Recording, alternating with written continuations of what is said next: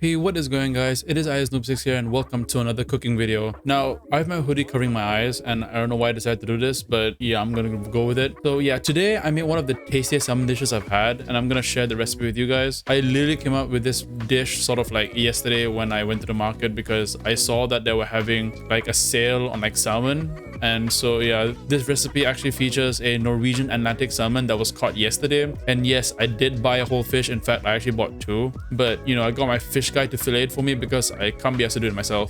Anyways, let's get straight into the cooking. Full recipe in the description below, like always.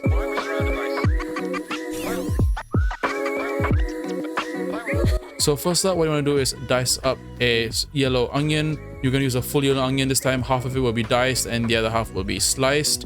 But this time, I'm actually using some sort of technique to dice my onion, but you can just mince it however you want.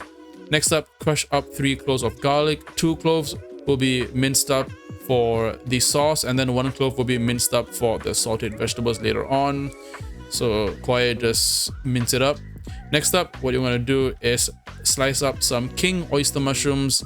It can be just a rough cut because you're going to use these for the sauteed vegetables, so it doesn't matter what size they are. And then you're going to take a bit of the sliced mushrooms, and what you want to do is mince it up because you're going to use this for the sauce. So the really minced up mushrooms will be in the sauce, and then the roughly cut ones will be in the sauteed vegetables. Next up, another king oyster mushroom. What you want to do is you're going to score it. The reason why you score it is because you want more surface area for it to be, you know, not really crispy, because it won't be crispy in the pan, but you just want a nice crust. Next up, what we're gonna do is pull apart some tarragon, or pick some tarragon. You're gonna need quite a lot of this because you're gonna need some for the sauce and some for the sauteed vegetables. So what you want to do is just rough cut the tarragon, and now what you want to do is you're going to pull apart some dill, and then you're gonna rough cut the dill as well. Next up, what you want to do is get some chives, slice it up. This is going to be for the sauce and also for the garnish. Now I have some corn kernels, and the corn is actually frozen. Yes, it is frozen. It's perfectly fine to use frozen corn kernels. Yeah, so now what we have is some pea shoots. These pea shoots are very nice. I just got them in the market. And some cherry tomatoes, both red and yellow, because I want color and vibrancy in the dish. Now for the salmon. Now this is a nice piece of salmon. Like I said, it is Norwegian Atlantic salmon that was caught yesterday. And what I'm going to do is you're going to salt the skin side. So the skin side will be seasoned with salt only, because I don't want, you know, to burn the skin or anything like that with any other seasoning. So just keep it simple with salt. Next up, you want some oregano. Now I'm going to use dried oregano here because fresh oregano probably won't work as well, and it probably won't stick to the fish as well either. So yeah, some dried oregano on the flesh side of the salmon, and you want to just like try it and evenly spread out as much as possible. And after that, you're going to season it with salt as well. No pepper because I don't like pepper with fish. So yeah, just season it with salt and dried oregano. Now you're going to heat up a cast iron skillet, and I'm going to actually lay the fish away from me and just push the fish down gently so that the skin becomes crispy. Next up, I'm going to do my saute of vegetables. It's going to be some light olive oil, and this is where the sliced yellow onions come in. I didn't show myself slicing the onions earlier, but yeah, half of the yellow onion you're going to use will be to slice up and saute. So just saute in a little bit of olive oil. Don't season it yet. We'll season it in the end once all the vegetables are in. Next up, some garlic. This time I separate the garlic because I will be sauteing this out for a bit longer.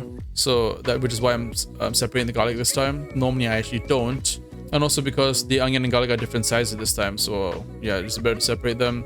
Now for the rough cut mushrooms, just put them in the pan after the onion and garlic. And after that, we're going to add some butter because butter is delicious. And butter makes everything taste better, obviously. This is once again New Zealand butter, 100% New Zealand butter, which is my favorite country to get butter from. Next up, the frozen corn kernels. And a key tip for frozen corn kernels, or any kind of frozen like mixed vegetables like peas and carrots and stuff, and corn, once they have defrosted, you can't freeze them anymore. So just take out how much you want to use and put the rest back in the freezer if you want to keep it frozen. Next up, add in the cherry tomatoes, which I actually halved. I didn't show that either, but I halved them. Just cut them in half, and yeah. Next up, gonna put in the pea shoots. Now the pea shoots don't have to cook for long, just for a little while, just to saute just for a little while. The residual heat will cook it the rest of the way through, so a few flips here and there, and it should be all good. And then finally, what you want to do is you're gonna add in the salt.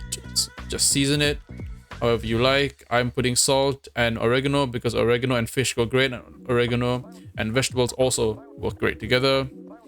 And finally, what we're going to do is we're going to actually kill the heat, and then we're going to add in some tarragon, some fresh tarragon. Just pull it straight in, no need to chop, just pull it straight in, and then just give it a quick toss with the heat off because I want that tarragon flavor to just warm through everything else. Next up, the king oyster mushrooms.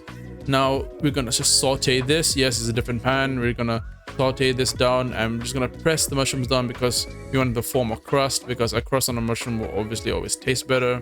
Now I actually seasoned the mushroom before I put it in the pan, but I didn't show that part, but I did season the mushroom with salt, just straight salt, before I put it in the pan. Now that it's got a nice golden color, we're going to now make the sauce. In the same pan you cook the vegetables, obviously remove the vegetables first. We're going to saute some onion and garlic, and this time I've minced them together, and yes, I'm cooking them together at the same time. Onion and garlic in the pan first.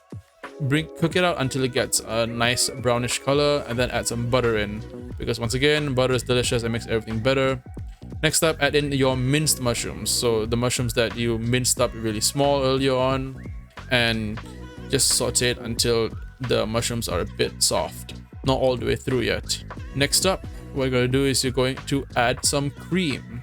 So yes, this is going to be a cream based sauce. If you are using white wine, you would deglaze the pan with white wine first and reduce that by half before adding the cream, but I'm not using white wine in this video, so yeah, I'm just going to add the cream straight in to the mushrooms. Next up, you're going to add in all your fresh herbs with the heat on low or off. All the fresh herbs in, and then just mix it around. You want your sauce to be full of the fresh herby flavors from the tarragon and the dill. Dill works really well with fish, and so does tarragon, and so it works just beautifully together. Now we're gonna plate up the dish. So yeah, this dish is super simple but super delicious. I especially like the medley of vegetables in the center that really balance out the fish itself. Fish is really nicely crusted with the dried oregano, as you can see. Mushrooms, just put it onto the side. Mushrooms look gorgeous, that browning in the pan. I also wiped the rim of the plate because it was a bit oily. And now we're gonna add the sauce on the side, but not on top. You can put it on top if you want. I'm gonna put it on the sides because I want the vegetables to be seen. I don't want to cover it with the sauce. And now we're gonna just garnish it up with some chives. Now I'm gonna give it a taste, and it is really good. So yes, thank you all for watching, and I hope you guys try out the recipe, and I'll see you guys next time. Bye bye.